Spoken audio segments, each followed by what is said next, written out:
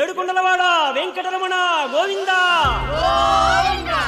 తిరుమల వెంకటేశ్వర స్వామికి పెరుగు అన్నం మట్టి కుండలో ఎందుకు పెడతారో మీకు తెలుసా? చాలా కాలం క్రితం తిరుమల పరిసర ప్రాంతాల్లో భీముడు అనే ఒక పేద కుమ్మరి ఉండేవాడు. అతను శ్రీ వెంకటేశ్వర స్వామికి గొప్ప భక్తుడు. ప్రతి శనివారం ఉపవాసం ఉండి స్వామివారిని దర్శించుకోవాలని సంకల్పించుకున్నాడు. కానీ తన కులవృత్తి అయిన కుండలు చేయడం వల్ల ఆలయానికి వెళ్లి స్వామివారిని దర్శించుకోవడానికి అంత సమయం దొరికేది కాదు. అందుకే భీముడు తన ఇంటి దగ్గరే మట్టితో ఒక శ్రీ వెంకటేశ్వర స్వామి విగ్రహాన్ని తయారు చేసుకుని పూజించేవాడు. అతను చాలా పేదవాడు కాబట్టి పూలు కొనలేక మిగిలిన మట్టితో పూలను చేసి స్వామివారికి మాలలుగా సమర్పించేవాడు. అలాగే రుచికరమైన ప్రసాదాలు తయారు చేయలేక తాను తినే సాధారణ పెరుగు అన్నాన్ని మట్టి కుండలో స్వామివారికి నైవేద్యంగా పెట్టేవాడు. ఆ సమయంలో తొండమాన్ చక్రవర్తి అనే రాజు కూడా స్వామివారికి గొప్ప భక్తుడు. అతను ప్రతి శనివారం ఆలయాన్ని దర్శించి స్వామివారికి బంగారు పూలమాలలు సమర్పించేవాడు. అయితే మరుసటి వారం వచ్చి చూసేసరికి ఆ బంగారు మాలల స్థానంలో మట్టి పూలమాలలు కనిపించేవి. దీనితో పూజారులను అనుమానించాడు. అప్పుడు శ్రీ వెంకటేశ్వర స్వామి తొండమానుడి కలలో కనిపించి కుమ్మరి భీముడు చేస్తున్న నిస్వార్థ భక్తి గురించి చెప్పాడు. ఓ రాజా, భీముడు అనే కుమ్మరి ఉన్నాడు. అతను అత్యంత భక్తి శ్రద్ధలతోటి నాకు ప్రతిరోజు మట్టి పూలను సమర్పిస్తున్నాడు. అందువల్ల నువ్వు సమర్పించే బంగారు పూలు మట్టి పూలుగా మారుతున్నాయని చెప్పాడు. కల తర్వాత